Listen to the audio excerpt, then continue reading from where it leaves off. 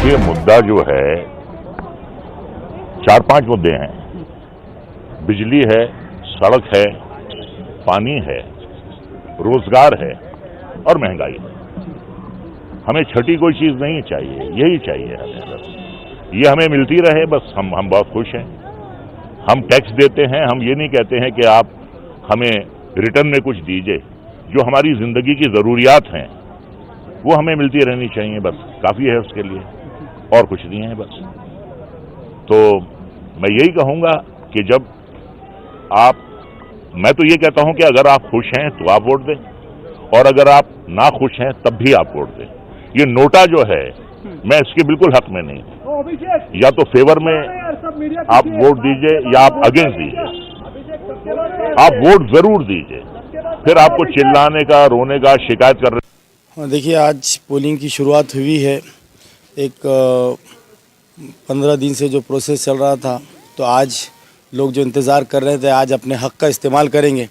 तो मैं समझता हूं कि आज औरंगाबाद की जनता आज सुबह सुबह रोड के ऊपर निकलकर पोलिंग बूथ के ऊपर जा रही है, और ये बड़ी अच्छी बात है कि बड़ी तादाद में लोग आ रहे हैं और अपने हक़ का इस्तेमाल कर रहे हैं। मैं समझता हूं कि यहाँ पर काफ़ी लंबी कतारें भी लगी हुई है। ये एक अच्छा सिंबल है कि जो गवर्नमेंट ने भी एक प्रोग्राम चलाया था कि हर आदमी ने अपने हक़ का इस्तेमाल करना चाहिए। उसी तरह आज सारे लोग यहाँ पर पोलिंग स्टेशन के ऊपर पहुंचकर लंबी लंबी कतारों के अंदर अपने अपने वोट डाल रहे हैं। तो महाराष्ट्र और हरियाणा असेंबली इंतखाबात को लेकर अगर पोलिंग की बात करें तो आखिरी मराहिल में दाखिल हो चुके हैं। 5:20 का वक्त हो रहा है। शाम 6 बजे तक वोटिंग होनी है। सिर्फ 40 मिनट का वक्फा और बचा है। जिन लोगों ने वोट नहीं डाले हैं वो अपने घरों से निकलकर और पहले फुर्सत में जाके, क्योंकि अब ये लम्हा 5 साल बाद आपको नसीब होगा, इसलिए आप जाएं ताकि आपको किसी भी लीडर से, किसी भी रहनुमा से शिकायत ना रहे। इसलिए आप भले ही नोटा का बटन दबाएं और अपने घर से निकल जाएं। 40 मिनट का वक्त है। आपके असेंबली हलकों में जाएं, पोलिंग बूथ पर जाएं, वहां वोट कास्ट करें। सिर्फ 40 मिनट का वक्त बाकी है, यानी पोलिंग मराकज़ पर वोटों की कतारें देखी जा रही हैं, क्योंकि आखिरी एकदम लम्हा है। बिल्कुल 40 मिनट सिर्फ और सिर्फ बचे हैं। तो महाराष्ट्र और हरियाणा असेंबली इंतखाबात को लेकर न्यूज़ 18 उर्दू लगातार आपको पल पल की अपडेट फराहम कर रहा है। आणि भारत हा लोकशाही देश आहे।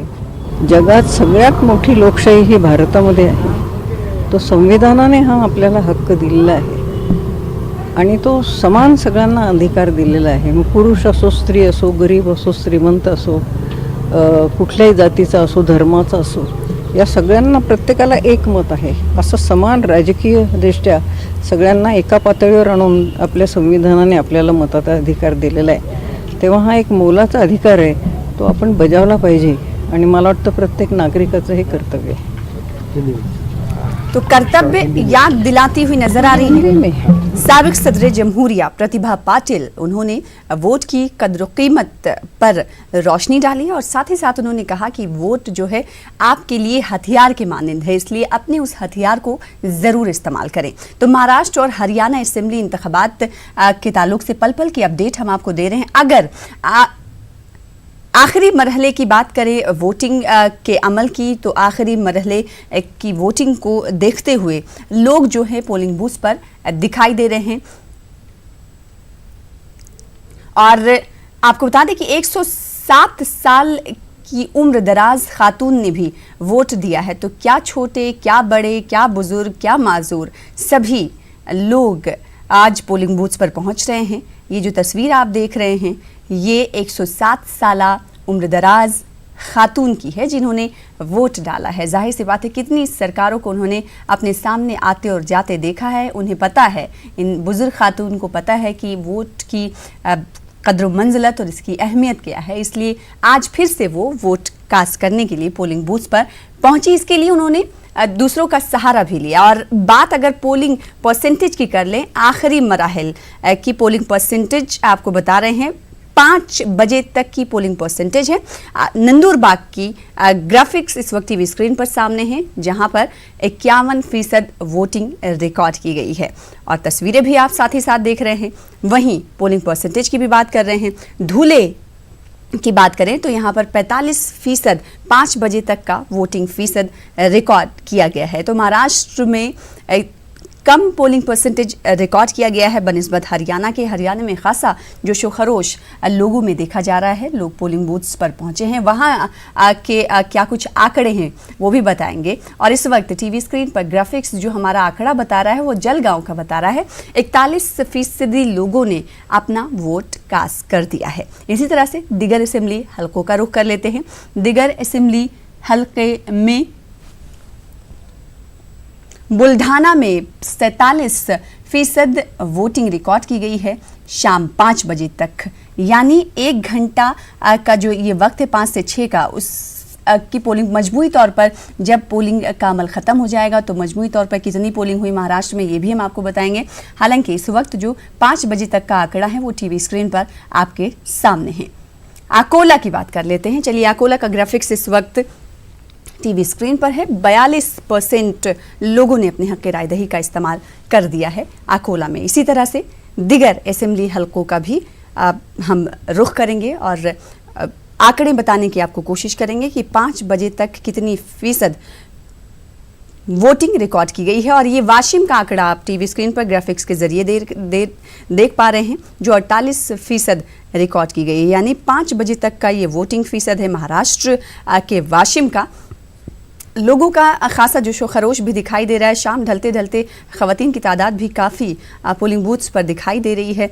और अब जबकि अमरावती की अगर हम बात करें तो वहाँ पर 42% वोटिंग परसेंटेज रिकॉर्ड की गई है अब तक, यानी 5 बजे तक का ये आंकड़ा हम आपको बता रहे हैं। आखिरी मरहले में पूरी तरीके से वोटिंग का अमल चल रहा है। वर्धा की इस बीच बात कर लेते हैं। वर्धा में 45% वोट कास्ट कर दिए गए हैं। तो वर्धा के पोलिंग परसेंटेज पर हम नज़र डाल रहे हैं। इसी तरह से दिगर असेंबली हलकों के पोलिंग परसेंटेज पर भी नज़र डालेंगे। अगर बात हम लातूर की करें तो लातूर का ग्राफिक्स इस वक्त हमारे साथ नागपुर का इस वक्त टीवी स्क्रीन पर ग्राफिक्स देख पा रहे हैं, जहां पर 45% वोटिंग रिकॉर्ड की गई है। नागपुर एक ऐसी सीट है जिस पर सभी की निगाहें टिकी हुई। देवेंद्र फडणवीस खुद साउथ वेस्ट से अपनी किस्मत आजमा रहे हैं नागपुर के, और ऐसे में नागपुर की ख़ास अहमियत है। अब देखना ये होगा कि नागपुर में क्या कुछ सियासी समीकरण बनते हुए नज़र आते हैं। और इसी तरह से बांद्रा की अगर हम बात करें तो बांद्रा में देखिए यहाँ पर पोलिंग परसेंटेज ज़्यादा रिकॉर्ड की गई है बनिस्बत जितने इलाकों का हमने जिक्र किया। यहाँ पर 53% इलाकों ने माफ़ कीजिएगा लोगों ने वोट कास्ट अपने किए हैं। बांद्रा की हम बात कर रहे हैं जहाँ पर 53% लोगों ने वोट कास्ट किए हैं, ये आंकड़ा बता रहा है।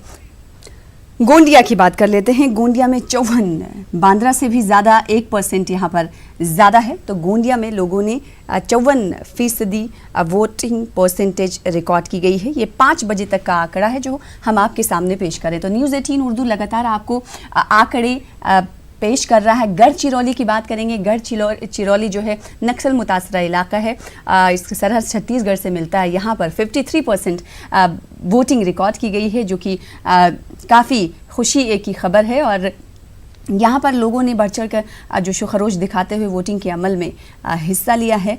इससे एक मैसेज भी जाता है कि नक्सल मुतासर इलाके में भी लोग जो है खासा जोशो खरोश वोटिंग को लेकर दिखा रहे थे। बात अगर चंद्रपुर की जाए तो चंद्रपुर में जो हमारा आंकड़ा है वोटिंग परसेंटेज का 5 बजे तक का, वो 45% दिखा रहा है। टीवी स्क्रीन के ज़रिए आप ग्राफिक्स के ज़रिए टीवी स्क्रीन पर आप देख सकते हैं कि 45% जो ये आंकड़ा हम दिखा रहे हैं बार का, ये 45% है। एवत महल की अगर हम बात करें तो यहाँ पर 49% वोटिंग 5 बजे तक की रिकॉर्ड की गई है। तो पूरे महाराष्ट्र पर हम नज़र डाल रहे हैं, साथ ही साथ हरियाणा की पोलिंग परसेंटेज पर भी हम आपको नज़र डालते हुए बताएंगे कि क्या कुछ मजमूई तौर पर वहाँ पर आंकड़ा पोलिंग परसेंटेज कहता है। तो आखिरी मरहले में इस बीच आपको बताते हुए चलें, क्योंकि 5:30 होने वाले हैं और सिर्फ आधे घंटे का वक्त बाकी है। पोलिंग का अमल जो है, वोटिंग का अमल जो है वो आखिरी मरहले में है। चलिए अब हरियाणा का रुख कर लेते हैं। हरियाणा में 88 सीटों को लेकर लड़ाई हो रही है, वोटिंग हो रही है। बात अंबाला की पोलिंग परसेंटेज की कर लें तो अब तक अंबाला में 55%। देखिए, शुरुआत अंबाला से हमने की और 55 तक का ये आंकड़ा पहुंच चुका है। इसलिए हम बार बार ये कह रहे हैं कि महाराष्ट्र से ज्यादा जोशो खरोश हरियाणा में लोगों ने दिखाया है। इसका सबूत अंबाला पेश करता हुआ दिखाई दे रहा है। अगर बात भिवानी की जाए तो भिवानी का आंकड़ा क्या है, ये देखिए, बड़ी शानदार पोलिंग परसेंटेज यहां पर रिकॉर्ड की गई है। 62%, 62% लोगों ने अपने हक राय दही का भिवानी में इस्तेमाल किया है। फरीदाबाद की बात कर लेते हैं। यहां पर थोड़ा मायूस कुन है आंकड़ा, 44% पोलिंग परसेंटेज रिकॉर्ड की गई है फरीदाबाद में। हालांकि आधे घंटे का वक्त है, अब देखना ये होगा कि फरीदाबाद में क्या ये पोलिंग परसेंटेज आगे बढ़ता हुआ नजर आता है या नहीं। और फतेहाबाद जहां पर 57% वोटिंग परसेंटेज रिकॉर्ड की गई है हरियाणा की, जी हम बात कर रहे हैं। ये 5 बजे तक के आंकड़े हैं जो लोगों ने ईवीएम में अपने उम्मीदवारों के नाम पर ठप्पा लगाकर बंद किए हैं। बात गुड़गांव की कर लें, गुरुग्राम के नाम से जिसे जाना जाता है। 40% वोटिंग यहाँ पर हुई है। गुरुग्राम का इलाका जो है वो अर्बन इलाका है। यहाँ पर 40% लोगों ने ही वोट किया है। इससे साफ तौर पर नज़र आ रहा है कि जो देही इलाके हैं वहाँ पर ज़्यादा जोशो खरोश देखने को मिला है। जींद की बात कर लेते हैं। जींद में 67% लोगों ने अपने हक राय दही का इस्तेमाल कर दिया है। वोटिंग परसेंटेज जो है 67% दिखाई दे रही है। बात अगर कैथल की कर लें, जी हाँ, कैथल पर सभी की निगाहें टिकी हुई हैं क्योंकि रणदीप सुरजेवाला जो कि कांग्रेस के तर्जुमान हैं, कौमी तर्जुमान हैं, उनकी किस्मत का भी फैसला होने वाला है। यहाँ पर जो वोटर्स हैं उन्होंने वोटिंग के अमल में हिस्सा लेते हुए ये आंकड़ा 56 तक पहुँचा दिया है। आप करनाल की बात कर लेते हैं। करनाल जो कि सीएम सिटी के तौर पर मान रहे हैं, यहाँ से मनोहर लाल खट्टर वजीर आला खुद किस्मत आजमा रहे हैं। यहाँ पर सिर्फ और सिर्फ 47% तक वोटिंग परसेंट अब तक पहुँच पाई है। 47। कुरुक्षेत्र की बात कर लें तो कुरुक्षेत्र में ये आंकड़ा 56 तक पहुँच चुका है, यानी 56% पोलिंग परसेंटेज 5 बजे तक रिकॉर्ड की गई है। महाराष्ट्र की हमने बात कर ली। हम हरियाणा की बात करें जहां पर 28 सीटों को लेकर पोलिंग का अमल जारी है। सुबह 7 बजे से ये अमल जारी है। लगातार हम आपको बता रहे हैं कि अब तक 5 बजे तक किन किन असेंबली सीटों पर कितने पोलिंग परसेंटेज रिकॉर्ड किए गए।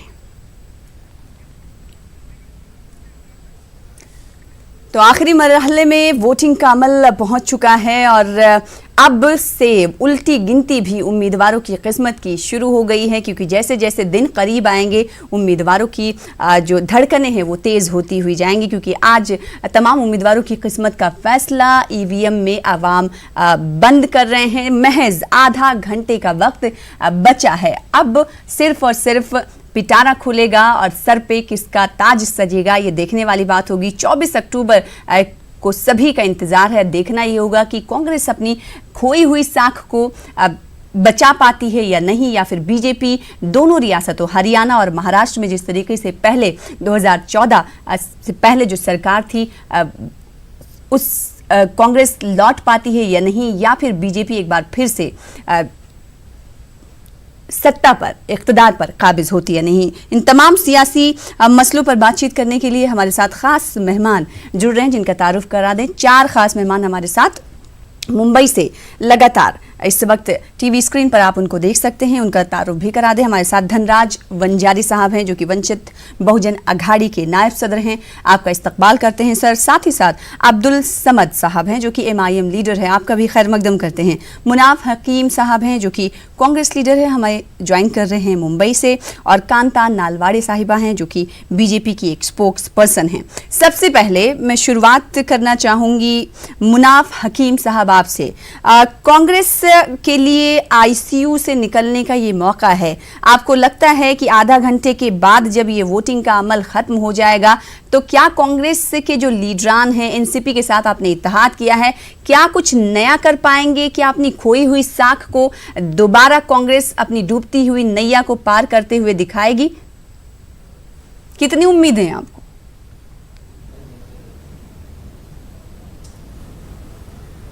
इंशाल्लाह बिल्कुल ऐसा ही होगा। न ही नैया हमारी डूब रही थी और न ही इसको मझधार से बाहर लाना था।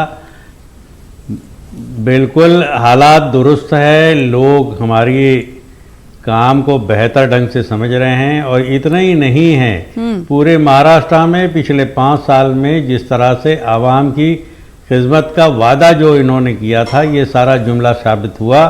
और पुराने ही किए हुए कामों के बारे में अपनी जिम्मेदारी समझते हुए हुकूमत ये कह रही थी कि हम ही लोगों ने काम किया है। ये आवाम के सामने इनका पिटारा खुल चुका है।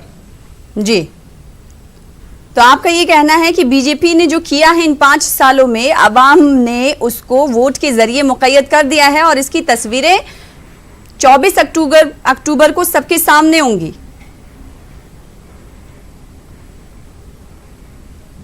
मुनाफ साहब, बिल्कुल ऐसे ही होगा और लोग ये बेहतर ढंग से जान रहे हैं। जी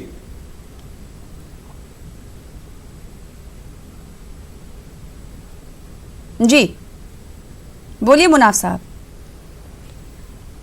आप कुछ पूछ रहे थे, मैं ये कहना चाह रहा हूं।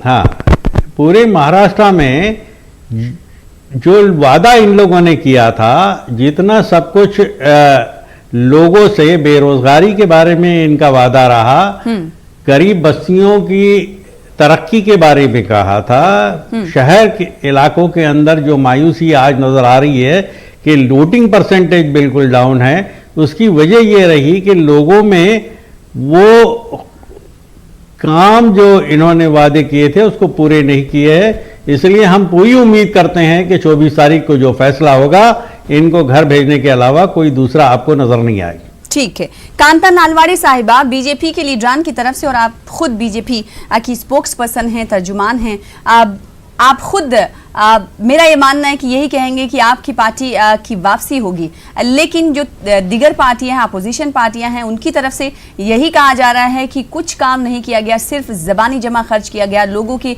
मुद्दे पर ध्यान नहीं दिए गए, सिर्फ और सिर्फ नेशनल मुद्दों को उछाला गया है।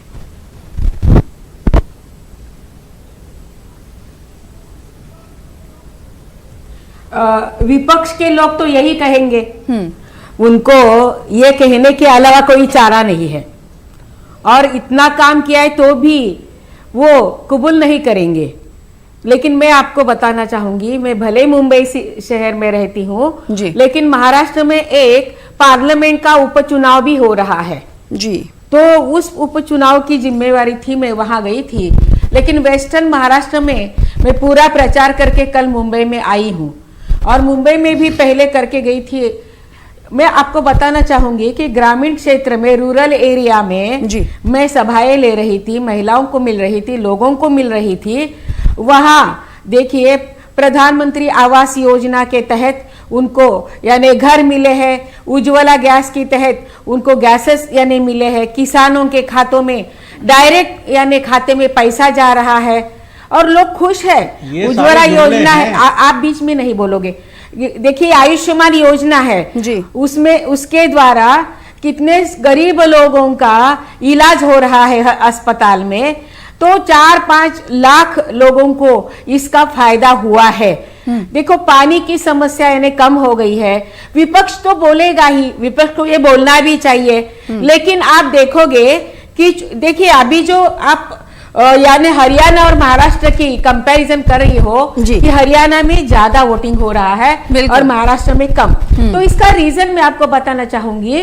3 दिन से लगातार बारिश हो रही है जी। और लेकिन विपक्ष हमें लगता था कि जोर से बारिश होगी। विपक्ष ये कह रहा है कि कई वजह हैं। वजह सबसे बड़ी ये है कि सरकार से लोग तंग आ गए हैं, सरकार के काम से खुश नहीं है, इस वजह से लोग जो है पोलिंग बूथ पर नहीं पहुंच रहे हैं। वो बिल्कुल भी नहीं चाहते बीजेपी को। वन ऑफ द रीजन मैं आपको बताना, मैं वन ऑफ द रीजन में चाहता हूं, मैं वन ऑफ द रीजन में आपको बता रही हूँ, वन ऑफ द रीजन में आपको बता रही हूँ कि देखिए, लगातार हमारे महाराष्ट्र में सतारा, कोल्हापुर, पुणे इतनी बारिश हो रही है, हेवी रेन हो रही है, तो वोटिंग परसेंटेज पर परिणाम होगा।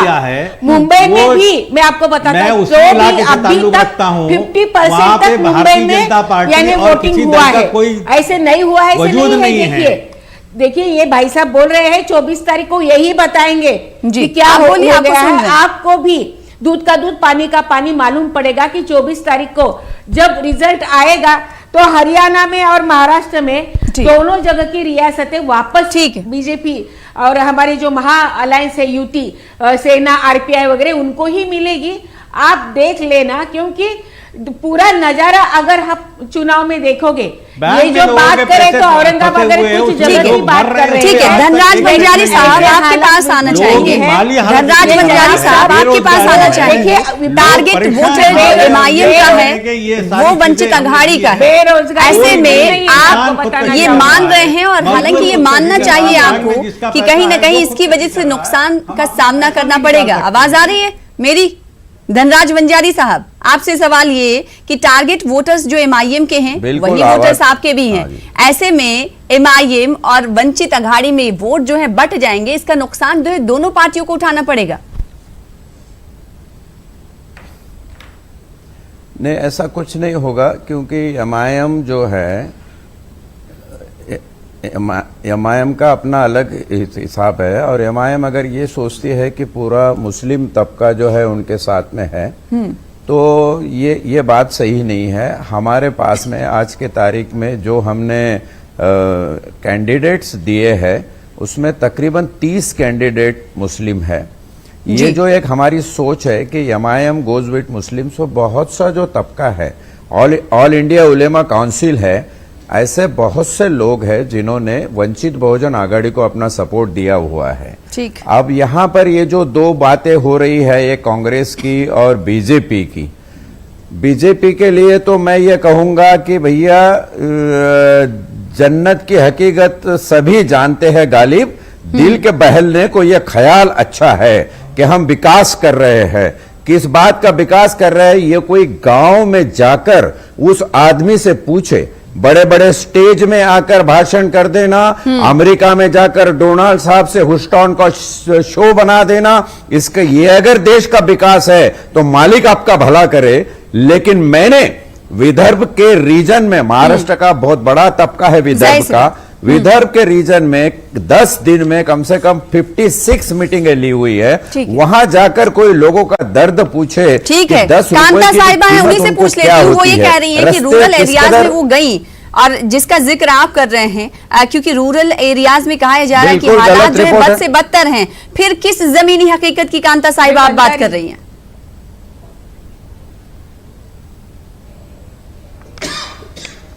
नहीं नहीं, देखिए मैं बिल्कुल गलत बात नहीं कर रही हूँ। वंजारी साहब गलत बात कर रहे हैं।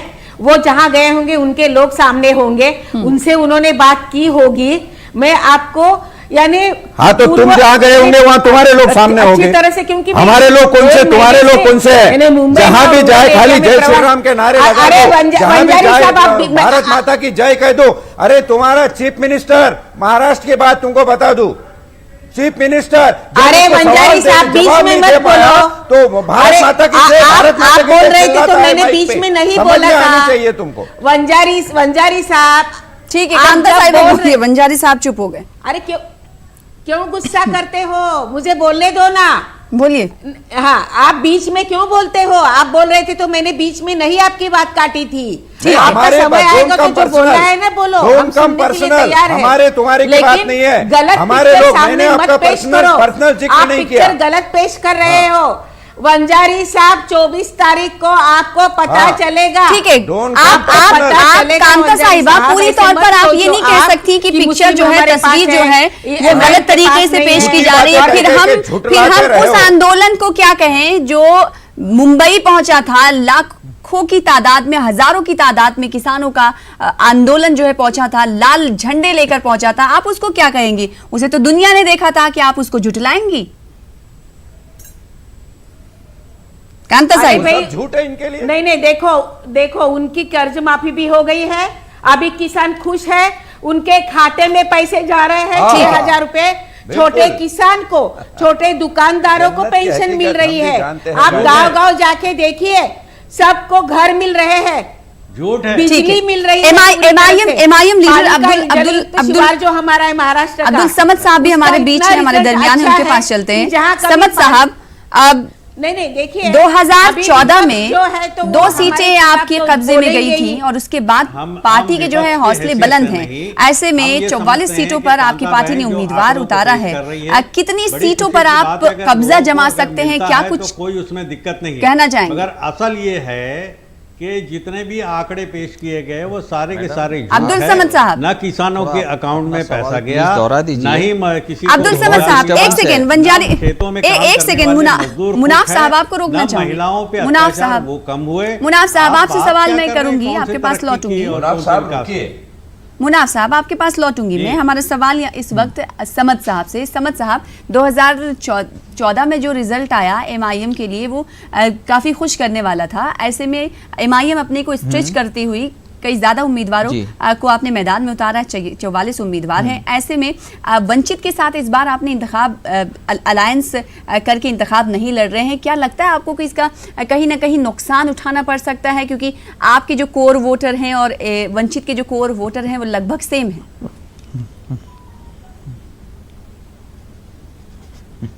मैडम ऐसा है जी कि एमआईएम ने महाराष्ट्र के अंदर 51 सीट पर लड़ रही है और हमें यकीन है कि हम ज्यादा से ज्यादा सीटें जीतेंगे। वंजारे साहब ने अभी कहा कि एमआईएम को मुस्लिम वोटर्स ज्यादा नहीं मिलेंगे, तो हमने कब कहा है कि हम मुस्लिम पार्टी है? हमने तो ये कहा है कि हम सेकुलर पार्टी है। हम दलितों की, मुस्लिमों की, वंचितों की, जिनके ऊपर जुल्म हुआ है, एमआईएम उनकी पार्टी है।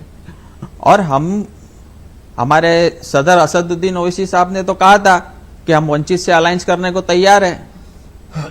ठीक है, लेकिन बात तो नहीं बन पाई ना। मैं सुन रहा था समझ साहब, बात तो नहीं बन पाई। आप लोग आपसी मामले को लेकर, आपसी खलफिशार को लेकर, सीट शेयरिंग को लेकर इकट्ठा नहीं हो पाते हैं, फिर आवाम के मुद्दों पर कैसे लड़ेंगे और कैसे सरकार के सामने आएंगे, ये समझ नहीं आता, समझ से परे है।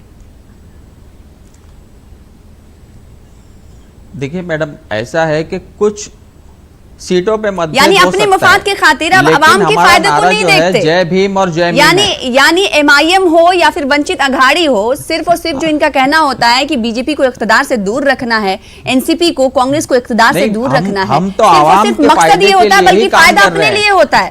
आप खुद अपने फायदे के लिए एक नहीं हो पाते हैं। कर रहे हैं। हम जिन लोगों पर जुल्म हुआ क्या है, उनके कॉम्प्रोमाइज ऊपर आप नहीं काम कर रहे सकते? हैं। हम आप वंचितों के कॉम्प्रोमाइज ऊपर तो कर काम सकते रहे हैं, हैं, कॉम्प्रोमाइज मुसलमानों पे कर काम लोगों कर को रहे हैं। फायदा पहुंचा सकते हैं ना। हमने तो कॉम्प्रोमाइज किया ना। असद साहब ने कहा था कि हम 51 सीट पर लड़ रहे हैं, आप पूरे 288 सीट पर लड़ रहे हैं। आप हमको 51 पे समर्थन कर दो, बाकी की जो आपके कैंडिडेट लड़ रहे हैं हम आपको वहां पर समर्थन करेंगे। वंजारी साहब भी इसका जवाब ले लेते हैं। वंजारी साहब, बात तो नहीं बन पाई। कॉम्प्रोमाइज किया, हमने तो कॉम्प्रोमाइज किया। आप जैसी पार्टियां बुलंदबाग दावे तो करती हैं, लेकिन अपने मफाद के खातिर एक भी नहीं हो पाती, फिर कैसे दावे आप करते हैं? नहीं, देखो क्या है कि अभी एमआईएम के प्रवक्ता ने कहा कि हम सेकुलर पार्टी है। हमारे जो तजुर्बे है वो ये दिखाते हैं कि इनका सेकुलरिज्म कहाँ जाता है। औरंगाबाद के अंदर जो शिवसेना के दानवे, मतलब जिनके फादर बीजेपी के प्रदेश अध्यक्ष रह चुके हैं, उनके बेटे को किसने सपोर्ट करके वहां कॉरपोरेट का जेडपी का चीफ बनाया। हम जी ताकतों के खिलाफ लड़ रहे हैं जो धर्म और रिलीजन का बवंडर बनाकर इस देश में कुछ माहौल सा पैदा करने की कोशिश कर रहे हैं, वो नॉन सेक्युलर फोर्सेस है, उसके खिलाफ हम लोग लड़ रहे हैं। तो इम्तियाज जलील साहब ने जो बीच में किया, हमने कई चैनलों पे उसका जवाब दिया है। तो ये कौन सी सेकुलर बात हो गई कि आप जाकर बीजेपी के पोशिंदों को और शिवसेना की जो गठबंधन है उनके पोशिंदों को जाकर सपोर्ट कर रहे हैं। एमआईएम हमेशा से बीजेपी और शिवसेना के खिलाफ ही रही है, नहीं, लेकिन हकीकत जो सामने दिखी है। लेकिन अब्दुल समद साहब, ये भी तल्ख हकीकत है शायद। साहब ने हमेशा संविधान की बात ये की भी है। तल्ख हकीकत संविधान है शायद कुछ भी नहीं कि एमआईएम को बीजेपी का बी सपोर्ट कहा जाता है, बीजेपी की बी टीम के तौर पर एमआईएम को हमेशा लक़ब दिए जाते हैं। मैं आपको औरंगाबाद की एक मिसाल देता हूं कि पार्लियामेंट के इलेक्शन में हमने औरंगाबाद से एक सीट लड़ाई, वहां पर एमपी थे खेरे साहब जी, 25 साल से आपने नहीं एमपी लड़ाई, थे वो गलत मत बोलिए। वो वंचित बहुजन आघाड़ी की सीट लड़ी है और हम वो एक सीट जीत कर आए। देखिए तो हम अभी बीजेपी अभी कैसे अभी हुए? अभी आप लोग हमने हमेशा जो सीट बीजेपी की जीती पॉलिसी हुई को है रहा है, उस उसका सीट विरोध पर ही किया है। आप लोग हमने ये नहीं हमेशा कह रहे से कि बीजेपी कोलिशन में की लड़ा गलत गया है, पॉलिसी आप का कह रहे विरोध हैं कि किया है। वंचित ने तो हम लड़ाया बी टीम है, कैसे अब्दुल हुए? समद साहब कह रहे हैं कि एमआईएम ने लड़ाया है। टीम पहले बोलने से पहले आप ये सोचिए कि कांग्रेस वाले आज बीजेपी में जा रहे हैं, दूसरी पार्टी के लोग बीजेपी में जा रहे हैं। आप मुझे एक एमआईएम का आदमी बताओ जो बीजेपी में जाता है। नरेंद्र मोदी सरकार के खिलाफ पार्लियामेंट में अगर कोई बोलता है तो वो एमआईएम पार्टी होती है, चाहे नोटबंदी का मुद्दा हो, चाहे ट्रिपल तलाक का मुद्दा हो, चाहे एनआरसी हो, चाहे 370 हो। किसने विरोध किया? अपोजिशन तो सिर्फ नाम की अपोजिशन है, वो विरोध करना ही नहीं चाहती। मसले पे बात करिए।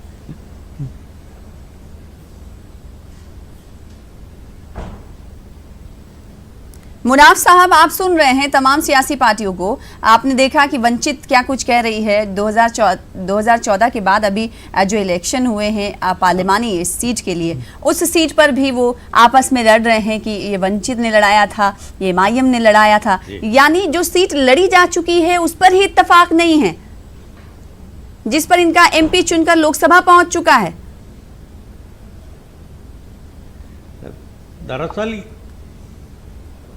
मुनाफ साहब, ये जिस वक्त पार्लियामेंट के इलेक्शन के अंदर ये दोनों पार्टी इकट्ठा हो के इन लोगों ने जो चुनाव लड़ा, उस वक्त एक माहौल ऐसा बन गया चुनाव के रिजल्ट से, लोगों में एक यकीन हो गया था कि आने वाले असेंबली चुनाव में ये दोनों पार्टियां यहाँ के सेकुलर पार्टीज को साथ में लेकर, और ये खास तौर पे दोनों पार्टी भी मिलकर सीटों पे अच्छी जीत हासिल करेंगे और ये भारतीय जनता पार्टी को नुकसान पहुंचाएंगे। ऐसा एक शिवसेना और भारतीय जनता पार्टी का खुद का भी ख्याल बन चुका था कि वंचित आघाड़ी जहां पे मुस्लिम और पिछड़ी तमाम जमात के लोग इकट्ठा होके और जो मूवमेंट के लोग हैं वो भी इकट्ठा होके एक अच्छा स्कोर करेंगे। मगर ये देखा गया कि जिस वक्त समझौते की बात आई तो प्रकाश अंबेडकर खुद हठधर्मी करने लगे और एक तरफ हठधर्मी इनके एमआईएम की शुरू हो गई, सीटों के बंटवारे पे आपस में लड़ने लगे और ये खेल इन्होंने तमाम अक़लियत के जज्बातों से खेला है। और इसलिए ये अब जितना जो कुछ भी बयान दें, अब ना ही अक़लियत के ऊपर इसका कोई असर होगा, ना ही पिछड़ी जमात के लोगों के ऊपर असर होगा। अकोला में जो एक्सपीरियंस इन्होंने प्रकाश अंबेडकर ने लिया था कि मुस्लिम इनके साथ होकर इनको अच्छा सपोर्ट किया था और वहां पर इनकी ताकत बनी थी। पार्लियामेंट इलेक्शन में कहीं असेंबली सेगमेंट के अंदर एमआईएम के लोगों ने उनकी मीटिंगों को कामयाब होने नहीं दिया। ये आपस में जब एक नहीं हो सकते, इसका मतलब ये है कि अक़लियत के वोटों का बंटवारा करके फिरका परस्त जमात को ताकत देने का काम ये करने का इन्होंने ये वंचित आघाड़ी के जरिए शुरू किया था, जो कामयाब ना हो सका। आपस में लड़ रहे हैं इलेक्शन के। हाँ, वो आज भी लड़ रहे हैं, जीती हुई सीट पर लड़ रहे हैं। उनका एमपी मुंतखब होकर लोकसभा चला गया है और सीट पर भी मुफाहमत नहीं दिखाई दे रही है लोगों दोनों पार्टियों में। मतलब वंचित जब कोलिशन में एमआईएम के साथ लोकसभा इंतखाब लड़ी, उस सीट को लेकर भी आपसी इख्तलाफात यहाँ पर दिखाई दे रहे हैं। आप चारों मेहमान हमारे साथ जुड़े रहे हैं। छोटे से ब्रेक के लिए रुकेंगे, ब्रेक के बाद जल्द लौटेंगे। बीजेपी और शिवसेना के ताल्लुक से